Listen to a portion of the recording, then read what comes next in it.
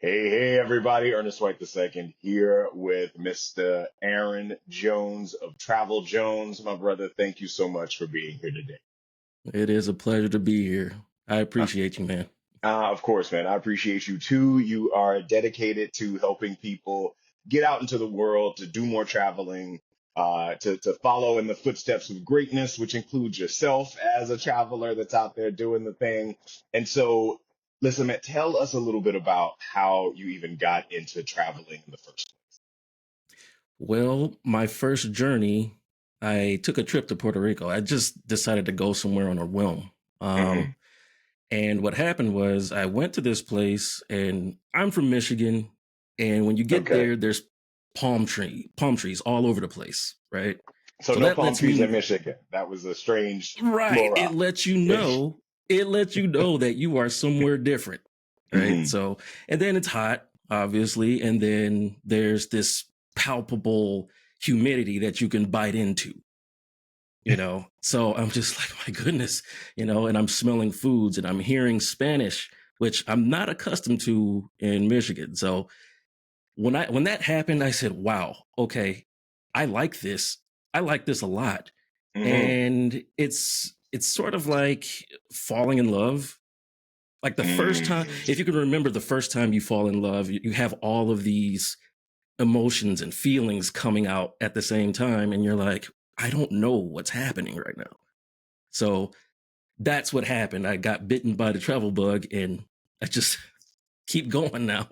Wow. Wow. I've never, as someone who writes about love, as someone who leans into it, I've never really, I've talked about the romance of life and travel and that kind of thing, but I've never considered early travel experiences as tantamount to falling in love. I think that is a phenomenal kind of metaphor. And certainly, I'd like to think that everybody out there can understand that they've had that experience, but maybe not. And so you went to Puerto That means Rico. it's waiting to happen. That means that it's ever the optimist. What when you went to Puerto Rico, like how old were you, and what were the circumstances of this particular trip? I was 34, 33, 34. Having a hard time All right, remembering that now. 33. Okay, Jesus age, as they say in Latin America. So, and Yeah. all right, so not a teenager, and No. you're in Puerto Rico, which of course is a U.S. territory, and what that means is even though it is very different culturally, no passport is required for U.S. citizens. So it's a domestic That. flight, which means no excuses. But Yes. you know, but please tell. So you were 33 or 34. What brought you Well, originally I wanted to go to Brazil. It was a there? Okay. buddy of mine that we came up with this plan to go to Brazil.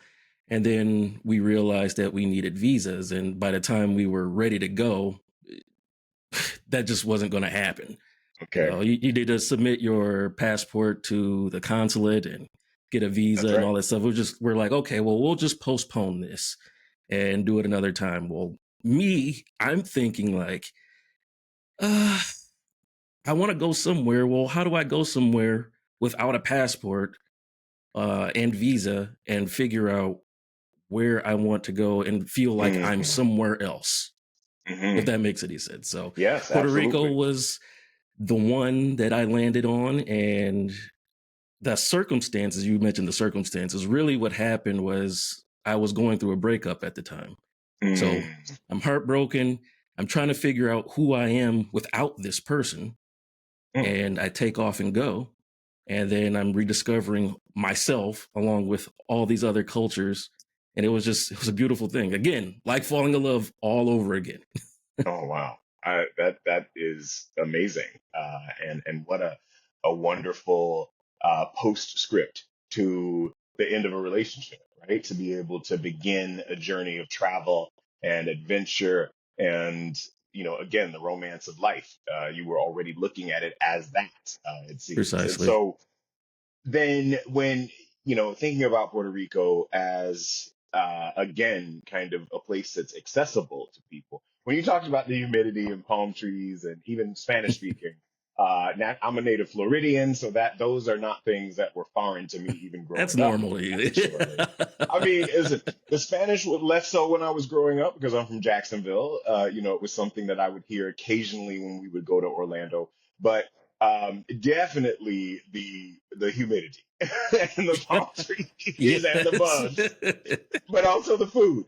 And so, in that regard, man, I think what I wanted to highlight was that the U.S. in itself, and we do this in season 2 of Fly Brother, the TV show.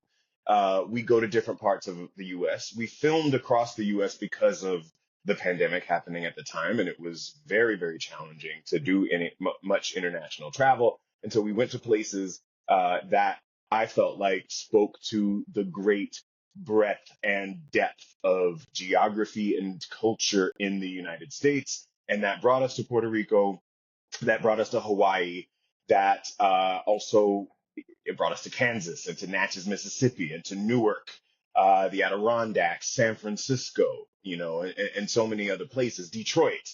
But and so I think that's the beauty of the U.S. in its expansiveness and its vastness. We also, in season 3 of the show, went to St. Thomas and St. Croix, U.S. Virgin Islands. Oh And for yeah, those, which are, of course, are spectacular, each one of them. And I think that, we have listeners from around the globe to this podcast. However, if you're from the United States, if you're in the United States and you don't yet have a passport, one, apply and go ahead and get that paperwork in order. But two, there's so many places that you can go to within the borders of the country that can whet your appetite for travel, that can give you an incredibly sophisticated cultural experience that I think people don't necessarily appreciate. And so absolutely. thank you for doing that, man. Yeah, yeah. You know, when I think about travel, here's the first thing that people ask me. Like when I first started traveling, they wondered if I was going on some kind of bucket list tour. They thought I was sick. 'Cause I would post on my social media like, "Oh, I'm here now. I'm here. Mhm. I'm here." I'm just like constantly going, right? And the And this is question was, after are me. you dying? Well, technically, we're all dying, but we have to live Um, first, right? wow, wow, So, but preach. yeah, that's what happened. So I'm going to all of these places all the time and so frequently. They're like, okay, well, are you dying? Are you okay? I'm like, yes, I'm fine. Mm, I just discovered that I love travel. So, like anything that you really love, you keep doing it over and over and over mm, again. So, hmm. and then the second thing that I was asked was my bank account. Sure, They're sure. like, well, if you travel so much, that has to cost a lot of money, right? And I'm like, Mm, no, it doesn't. It doesn't have to break the that's bank right. to travel, It's planning. So It's planning. yeah, Planning and and that's all you research. have to do. Just plan, research, figure out why plane tickets cost this much on this day, and so on Yes. and so forth. And not to mention that, but just also the points and miles game, which is what I'm in now. And I go everywhere for almost free now. So that's Okay. everything. Eh, I All met right. you So off miles. that's true. And so, okay, now you're opening up a whole other world in this conversation. But I would say, but before we go there, I also want to underline and underscore that when I started traveling too, people were like, oh, he must have some kind of, trust fund. And I'm like, no, I was just prioritizing travel in my life as something that I wanted to do. Now there's much Absolutely. more information available than was available when I was coming along in the late 90s, early 2000s. People have figured out the game and they've actually, put all that information out there on the internet. So, again, the excuses, as they ever were, are internal. But in this regard, and certainly recognizing that we have passport privilege, that we have male body privilege, that we have, English language, highly formally educated and able-bodied privilege, all of that. I get that not everybody has those things. But if you do have those things, you have no excuse. Right. And even if you have some of those challenges, I have seen people out there in the world doing the thing. So anyway, I'm gonna step down off my soapbox now and go turn it back over to you. I defer to you because I have not figured out the points game and the miles game as well as you and some other folks. And so, explain to us what you mean by that. What are you referring to? Well, it's excuse me. It's not terribly difficult. I mean, for me, there's a travel card that I use, the Chase Sapphire Reserve card. A credit And card? there's yes, it's a credit card, it's a Visa card. And what happens is I replace that card with my debit card. Or I'm sorry, I replace my debit card with that card, the Chase Sapphire card, Okay, reserve card. So what happens is my everyday expenditures goes towards these points. Like, so if I'm paying my cell phone bill or I'm buying groceries or anything, any little purchases that I make, and again, you have to be responsible. Don't just spend money just because you have it, but spend it sure. in the way that you would Wisely. normally spend it. Yes. So what happens is your everyday spends become points. And then before you know it, you have points accumulated where you can buy plane tickets, hotel stays, car rentals, and you get insurance with all of this. All right. So it one requires you to have a responsible level of financial acumen, probably a decent credit score. I'm saying this is important because I've not This always is had these important. This is things. true. Yes, Yeah, absolutely. I have not always had these things, and I say this because I have not. I've been an entrepreneur, an entrepreneur. I can barely get the word out for a while now, which means it's been feast or famine a lot of times. I haven't Oh, yeah. had that kind of recurring income that comes from a paycheck many times, and so I have had entrepreneurs credit at times. And so just saying, I think it is important to highlight these things. However, if that is not your struggle, then, don't worry about it and you find other ways like I did to get around. However, Hey, for those who do have themselves, kind of set up in a way where they're able to enjoy the fruits of their financial responsibility in the traditional, way, this is a great well, card to use and it unlocks all of these experiences. I mean, just so you know, I wasn't always there either. There was a Hmm. point in time when my credit was bad, being young and getting credit cards young, and you just spend just because you can, and Sure. you can run up a very high bill. Uh, So, that's right. anyway, there comes a point in time in your life when you need to be responsible, and that's what happened to me, and so on and so forth. Here I am. But here you are. And what's what's beautiful about it is you're still able to be out there. You're able to go and enjoy now. And in talking about um, these cards and using miles, what are some of the most memorable experiences that you've had that miles and points allowed you to create for yourself? Well, I tell you what, the first time I experienced my miles, my points, not necessarily the miles, the points that I have. Um, this was the first time. This was the first time I went to Portugal, and I flew business class. Hmm. Now, if you've never flown business class, it will change your world the way you fly internationally. The first time you do it, I mean, the people come up to you and they say, hello, like for me, they're, hello, Mr. Jones, how are you today? What can I get you to drink? Like, this is soon as you get on the plane. And it's like, whoa, thank you. You didn't have to do that right now, but okay. And then they give you the drink. And then they say, hey, what are you going to have for dinner? What are you going to have for lunch? And I'm like, okay, this is You could get interesting. used to this. I'm not used, I'm used I'm not used to that type of attention. You go flight Yes. economy, and nobody says anything to you. They just No one walk cares. right past you. So anyway, the other benefit to that is you're one of the first to get on the plane. You're also one of the first to get off. Get off.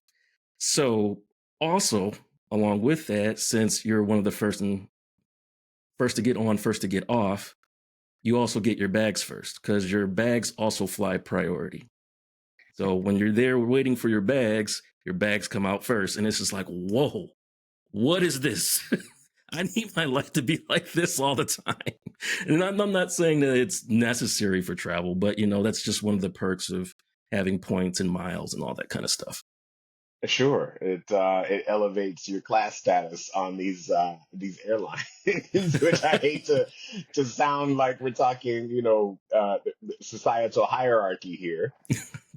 I don't You want to know, sound snobbish. That's well, not we're my not exactly objective here, not but talking about that. Listen, I'll tell you this. I worked for an airline for a while, so I had access to uh, premium cabins as an employee who would fly space available, right? So I became accustomed to it. And there were people who they would not take the seat if it wasn't up front. I was more like, let me just get a seat first, and then I'll be, if I can be choosy. But I recognize, like you said, not only is there a service differential, but also the seats. yeah, I'm 6'1". That is, it's tallish, and honestly, you are taller sometimes than I the need average that space. human, Well, Ernest. maybe I'm taller than average, but there are plenty of people who are taller than me who also squeeze in the back, and that's, it becomes challenging, Yes. just physically, right? And so, but yeah, I recognize and I appreciate you. I recognize the value of, excuse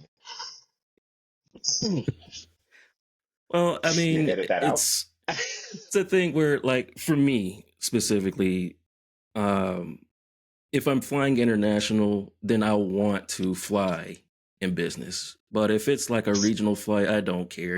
I can sit in a Sure. plane for an hour, 2 hours, 3 hours. That's totally fine. Just have to do like this for a little bit. It's fine. But Sure, Tyrannosaurus hands if you're trying to do yeah, some work. it's totally fine. It's not a big deal. Yes. And so, so you use miles, you get these, experiences that kind of take you higher. And so you flew business class to Portugal. What were some of the destinations that you were able to visit, using points and miles, that were life changing for you? Portugal. What was Where special about else? Portugal? Well, I had made friends over there to begin with before me Before going you over went? there. How so? Yes. How were you able to do that? I am in the Twitch community. I am on Discord and I'm talking to people. And this is mainly because like I'm trying to learn the language. And before that, going to Brazil, it was like I'm trying to pick up the language of Portuguese, but then I took that to Portugal and it's not the same. It's No, not- no, no. Right. Is so that having yes, that's true. having friends over there to help you with this, it was paramount for me. But going over there, that was the main reason I went over there was just to meet those friends in person. Finally, you know. Okay, Um, so you use a digital platform to connect with yes, people in other places, that speak other languages, that are of different cultures, which is again a testament to the beauty of the times that we're living in. You can go online to get offline, yes, and that's amazing to have that kind of connectivity, right at your fingertips. and What is that's Switch? part of it. That's part of it, though. I mean, it's being able to connect with people, right? Yes, So to go somewhere and you don't know the language at all, sure. and Portugal is kind of different. I mean, you'll hear English there. That's okay. You can get away with that. But to go somewhere like say Brazil where you barely hear any English speakers, you know, um, as an American, I can say when I first went there, I did not think about not knowing the language. So when I first Mm, arrived, I'm just like, okay, I'm in this beautiful place. There's beautiful people here. I can't talk to anybody. And this is mm. coming from an introvert. Okay. So that's a Okay, so problem if you can't you talk had to some. anybody. Right, you had a few things stacked against you, huh? Like Yes, you couldn't yes, talk and yes. you don't like to talk, and so you. Oh So I man. mean, and there's ways around that. I mean, there's using meetup groups and going to language exchanges, and you'll get by. You know what I mean? So, and that's part of, like, as an American, you should get past the thought that everybody should speak English.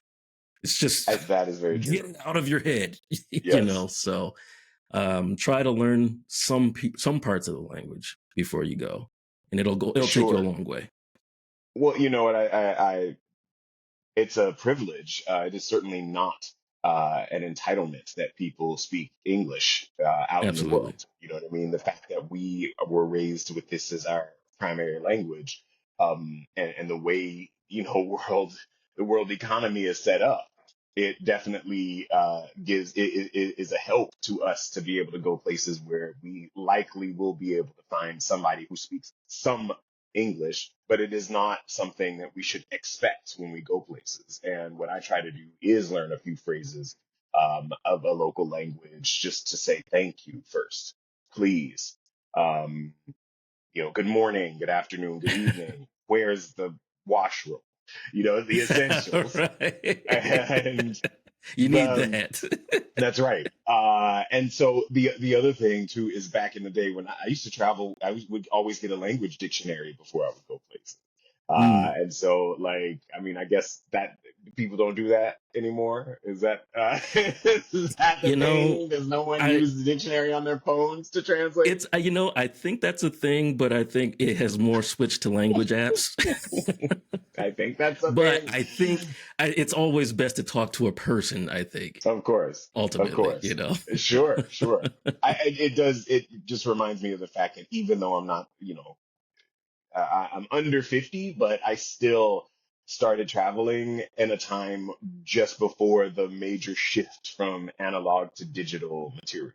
And so we still used maps, we still had guidebooks, dictionaries. You had to have a phone card to call, Oh man, internationally, long distance, collect, all that stuff.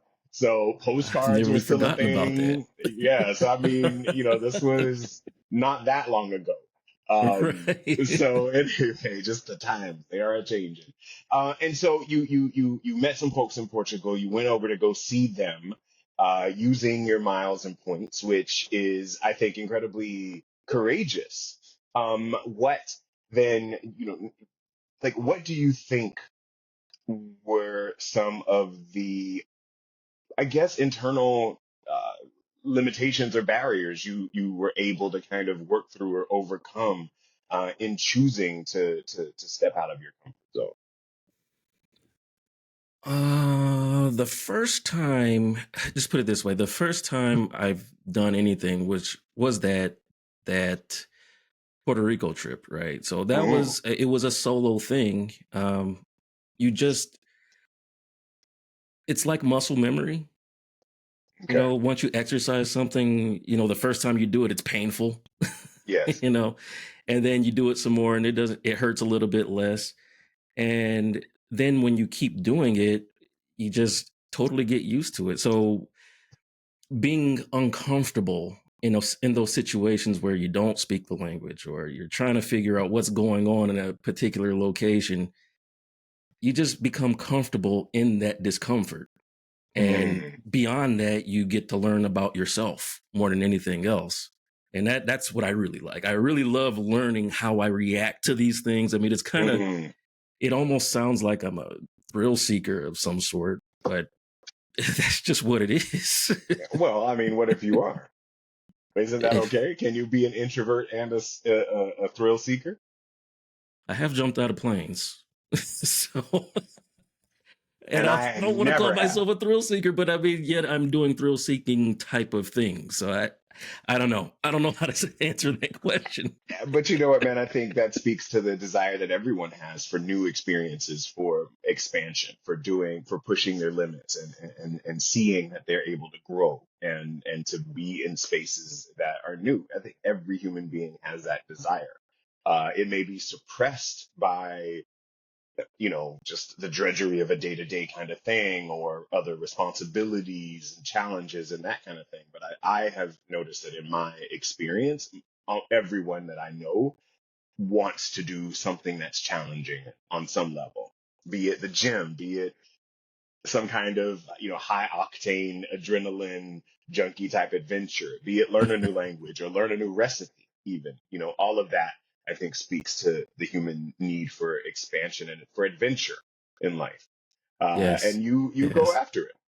So what are so then you mentioned Brazil before, and we talk about you mentioned the fact that Brazilian Portuguese is very different than European Portuguese.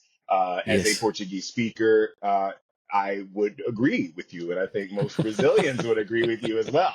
They're I got like, friends in what both are both they saying? places. Yes. It's Yes, and I think Portuguese, European Portuguese speakers tend to understand Brazilian Portuguese more, most of which because of the media that they get from Brazil yes, that they watch. But when I was in Brazil and living there were many times when I saw Brazilians struggle with European Portuguese. And like they put on the news when a European Portuguese speaker is speaking, they will put captions on the yeah, screen, and it is there's a reason for it, that naturally they're alike. The structure of those language of that language, in its separation between the continental Europe and the colony that became the country of Brazil, there was a structural absolutely change. And right. so I don't mean to be like, oh, they just don't even understand the same, but there's historical, linguistic, and cultural reasons for this. But back to you and your enjoyment of Brazil. How what are the things that you enjoy about both places that are different? Well, I really like simple living. Mm, For me, going to Brazil, the first put it this way, the first time I went to Rio. I think everybody goes to Rio first when they first go to mm. Brazil, so that's where I went. The second time I went to Rio das Ostras, Where's which that? is that's probably about a 2 hour drive away east of Rio. Okay, is it Um, in Espiritu Santo I don't state? know. I don't Okay, know. I don't know. My geography is not that got great, it. so Okay, but yes, but I know that it was about 2 hours east from where Rio was. I can tell you that much. So okay. sorry, I have a gnat in here. So uh, what happens after that is I love Rio, or not Rio, but Brazil so much, and then I go back. Now I'm in Sao Paulo. I go to Sao Paulo, and then from there I go to Natal. Natal is northeast Brazil, and that's a beach town, and that is probably the most simple, easy living that I've felt in a long time. I Mm, mean, mhm, it's just simple, you know. When I go to these places, I'm not thinking about having wealth, if that makes any sense. Like I don't have to have the best clothes. I don't have to have a great car and all these things that you might think about in the US. And it's just like, you know, this is refreshing not having to think about that. And I love mm. that. Um, Portugal, on the other hand, it's it's slow moving, right? The people are kind of they're warm and welcoming, but they take their time with everything. Okay. So the first time I noticed this was when I went to a restaurant, right? So I go to this restaurant and I'm sitting there, I order my food and I'm waiting for it, and it's probably taking about over half an hour to get the food. And I'm thinking like, well, back at home it takes about 15 minutes. The food should be here. So I'm kind of looking around like, what is going on here? Yes. But everybody's taking their time, you know. So eventually I get my food. When I get my food, I eat it, you know. Now I'm waiting for my check. I don't see my waiter for, I don't know, another 40 minutes. You know. So you have to flag Yes. them down. And don't get me wrong, I'm totally patient with new cultures. I'm just trying to figure it out. So I wave him down and say, "Hey, give me my check. I'm ready to go," you know. And he's like, "Oh, well, do you want some coffee?" And I said, "Wait, coffee? I'm not a coffee drinker, but the Hmm. thing I didn't That's understand says was say having less. Say less, I Aaron. don't I didn't understand the coffee after the food, you know, like Because coffee drinkers understand. okay. All right. That's what I'm like. Say less. I'm joking with you, man. We get it. Just because you're the weirdo. This is No, true. I'm joking, man. No, I'm just playing with you. I'm I playing am a with weirdo. I understand. you. But it's tradition in the Mediterranean generally, which, Portugal is not on the Mediterranean, but it's kind of culturally in that region to have Yeah. coffee after dinner. But please continue, continue. I'm enjoying this Travel Jones, the beginning. Well, so Season one of Travel Jones. so what happens after that? I mean, during my travels there, I mean, I don't know anybody, and generally, what happens when I go places, people talk to me. I Mhm. seldom ever have to reach out to people to make friends. So I can't really put a finger on what that is, but people like me, I guess. So anyway, I go out and I'm We hanging do. out. We do. I'm, but I need more people to connect with on a level where we're doing the same thing. So I'm looking for language exchange. I'm looking for people that like to travel. So what I did was go to Meetup. So I don't know if you've ever been on Meetup, but you go to Meetup, there's groups that Hmm. meet up for whatever subject that you're looking for. I look for Yes. language exchange and I look for nomads, travel nomads, or digital Hmm. nomads. So I find a nomad group and I go and I make more friends. So I love it, man. originally, when I went there, I was planning on going to Porto and I was planning on going to the Algarve. Can't say that word. Algarve. So all these different places in Portugal that I wanted to see, but I ended up staying in Lisbon. Why? Because I made friends and then I just hung out with them the entire time. Amazing. Ruined my Beautiful. travel plans, but it was okay because I made friends. Because it gave you some life plans. Your travel Yes, plans were like, okay, I'm going to hop, skip, and jump from here to here to here. But life was like, no, you're going to build community here. You're going yes, to create the village. You're going to have an immersive experience that you can't get when you're just skimming the surface. yes, absolutely, absolutely. Man, I love it. I love how your plans were totally like thrown out. And naturally, some people can't deal with that, but I think that that is one of the hallmarks of traveling with meaning, is recognizing that sometimes things don't go according to your plan, but there's whatever your spiritual beliefs are, or whatever, there's a greater or a master plan that allows you to get what you need. And in this Yes, regard, I feel like you were getting the connectivity. You were engaging with people in a way that's what I that, wanted. Ultimately, yeah, that is what I wanted. and So that's why I travel as well. So and I love hearing that's how things kind of shake, worked out for you. Despite having to wait, for your food and all that kind of stuff. Man, in a lot of other places, they don't live to work. They work right, to live. There's a quality of life component to it.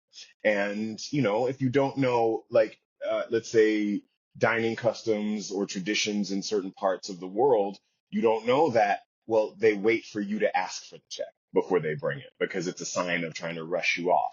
Which is why in the States often they'll be like, no rush, here's your check, right? Because we're, right, culturally about efficiency, quote unquote.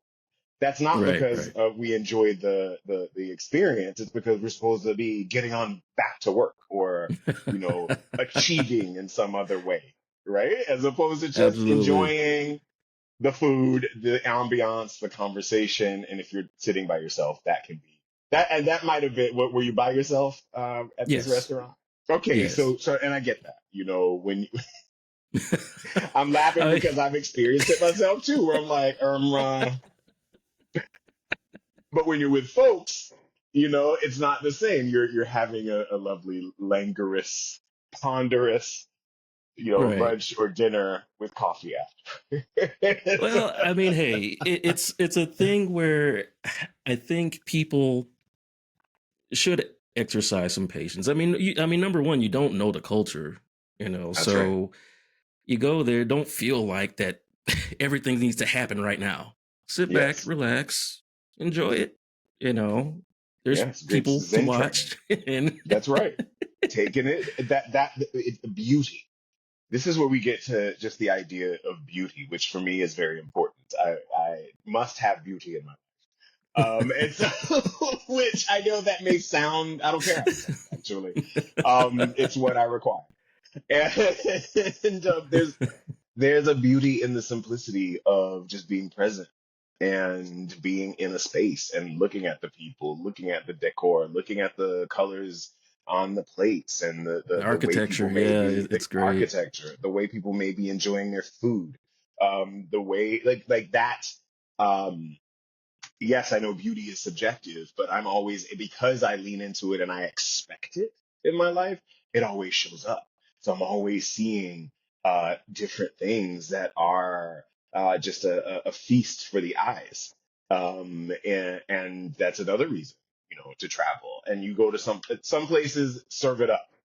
Portugal Yeah, and Lisbon in particularly, that's a place that really serves up beauty. absolutely. And again, it's subjective. What are some other places that you find to be incredibly beautiful that you've traveled to? Japan, Hmm. Hong Kong, uh, What about two Japan? very different places, but Hmm. What what uh, what what was some of the beauty that you saw in Japan? Japan, I love the culture. It it's like the people are so polite that it almost makes you sick. you know, it and that's not a diss towards the people. It's great. I love it. No You know what I shade. mean? But it's like, why are you being so nice? You're too nice. So You want them to mistreat you? Is that it? no, it's Wow. not like It's, that. But it's something that you don't expect coming from the US. You know what I mm, mean? hmm So I can recall a time where I did not know how to use the train system there. uh-huh. So I'm trying to get like a ticket out of the machine, the little kiosk there. And this guy comes up and asks me, "Hey, you need some help?" I'm like, "Yeah, I don't really know how to do this thing." So I'm trying to figure out monkeying around with this thing. And he just does it for me. And then he's like, "Okay, well, give me a little bit of money so uh, you can pay me back for this," because he did it himself. He bought the Well, ticket. yes, he bought the ticket, but he was running late himself and the train was coming or getting ready to leave. And he's like, "Here," he just gives me the ticket and he takes off running. And he didn't even get a chance to pay him or thank him. I'm just like, okay, well, so much for that. But thank you. Thank you, So that's what I mean by people just being nice and polite. He didn't have to do that, No, So you could have left you floundering amidst, the and people move with purpose there. They that's have a an move objective. with purpose. I love that. That's right. They were basically running you over, and you were just left looking like a little, Yeah. teddy bear in the jungle. And yeah, somebody stopped and helped you. I love that. I love that for you. That's a part of the adventure. It really is. I That's love right. the adventure in that That's respect. right, because the same thing happened to me too. In Japan, in Tokyo. I That's was, why it's so funny to you. and I promise you, I was bopping around like I don't. And I used to pride myself on taking like train systems because there's maps Yes. and you can, generally you're like, okay, I'm going to follow this green line or whatever color line to the stop that looks like what I need, kind of thing, whereas Yes. buses get complicated. And so and I was in Tokyo, didn't know where I was going. Well, I knew where I was trying to go, but I didn't know about like the different train systems, having different tickets, being operated by different companies, which actually, in New York, they had the IRT and I don't know, the other one, which is why they have letters and numbers on the trains now. Yes. Because back in the day, there were two different train systems. Well, that kind of thing was still in effect in Tokyo. And Right. basically, as I was like walking through, and I'm sure there was some kind of like error message or something that was being like said in Japanese that I just wasn't picking up. But there was a young lady that immediately turned around and she was like, "Can I help you?" I was like, it's because he was right in front of me. I was They see like, people struggle, please, and it's yeah, like, let me help this person, this poor soul, you know. right. Because clearly he is not from here. He is not from Jacksonville, Japan. Because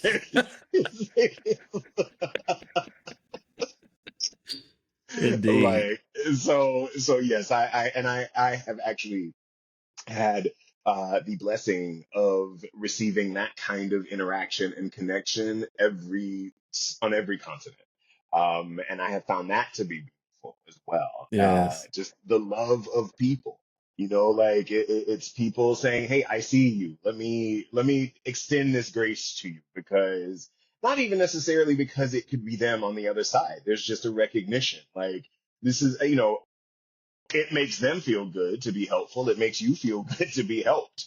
Or, Right. it should anyway when you're like, oh my gosh, what's happening? And so in that regard, I really find just love in people, that shared humanity. And again, that's another thing that I look for and feel like has shown up in my life and in my travels so many times. Um, Changing the subject to Travel Jones, to Okay. your just changing the subject to Travel Jones and your your platform and your community that you're building. What is the I guess what's the impetus behind it, and what is your vision? What's the story behind it, and where do you want it to go? Well, to number one, it's to let people know that they can travel as well.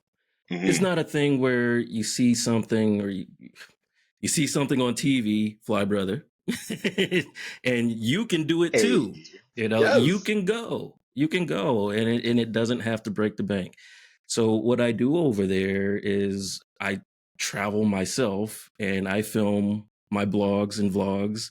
Vlogs, I film my vlogs and write in my blog about different places. Hmm. I also do some travel consulting. So it's not like a thing where you have to worry about not having enough money or being able to do something because you can always do it. There's always a way. Yes. If you want to do it, you can do it. And Yes. I'm just trying to show people that they can do it. 100%. Okay, I love that, man, and thank you for being in that uh, position of coaching, of guiding, of helping people create co-create, helping people co-create amazing experiences for themselves. I had support, and so it's beautiful that you're doing this as well. Continuing it, and passing it on. And so, what then are some of the initiatives that you've got coming down the pipeline that you want people to know about? Well, I have been working on my blog heavily this year. So I've All been right, doing a lot of writing. Lots of writing, but I that's will how we started. resume. Live Yes. letter to blog, but go ahead, man. So I will begin traveling again next year. That's coming Hmm. up. I may start this year. I don't know. It's if I can squeeze something in the amount of time that I have. But Okay, this next year being year, 2024, next year being 2025, for whoever's correct. listening to this podcast in Yes. At what point in 2030. time that you're listening to this? Hey, that's right. Yeah. So I will begin traveling again and going back to make more videos. Uh, Beyond that, I am also looking for content creators to collab with. So if you're looking to Hmm. promote yourself, I'm happy to help promote on my platform as well. And we could Amazing. do What type something of beautiful creator? together. I, I'm sorry? Man, no, I'm sorry. I interrupted you talking about doing something beautiful together. Uh, what types of collaborators? What kinds of creators would you be interested in connecting with? Other travel creators, but I mean, that's not limited to just them. I mean, if you are someone that happens to live in a location that you think that you have a interesting restaurant that you want to showcase and I can try to bring light to that, I'd love to do that. So Amazing. hotels, whatever the case may be, Sure, sure. because And also, travel kind of encompasses all of that, I oh think. man, of course, it's community building. and it's just doing so across a physical distance. Um, and across background and boundary.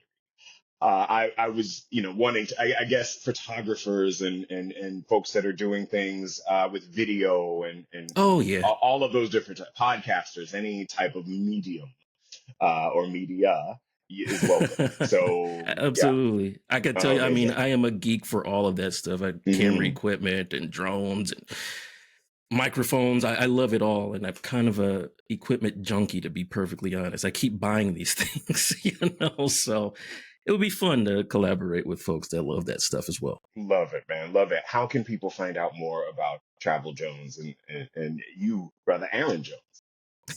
You can come and see me on traveljones.online. That will link you to all of my other social medias, my YouTube and Instagram and X, Twitter, X. What are we calling it now? So, I don't even say okay, well, I am on all of those platforms. You can find me it. through traveljones.online. Okay. Aaron Jones, my brother, thank you so much for being here today. We will naturally Thank continue you. our conversation offline because that's just how we roll, my man. Thank you again for being. And just before we go, uh, listeners, Aaron Jones was one of the first people who joined the Fly Brother travel community, Fly Brother and Friends, which we, kind of had an in-person event a couple years ago. I won't say how many years ago to celebrate my birthday in what was then San Francisco. I was going to say what was in my hometown, but I had actually already moved away to Canada.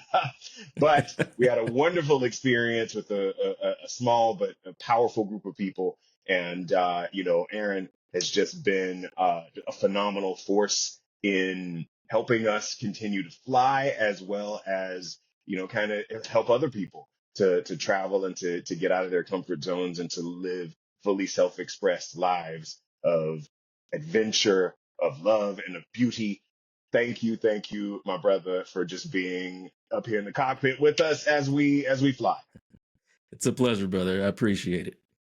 All right, y'all. Take care, man. Thank you. All right. Bye bye.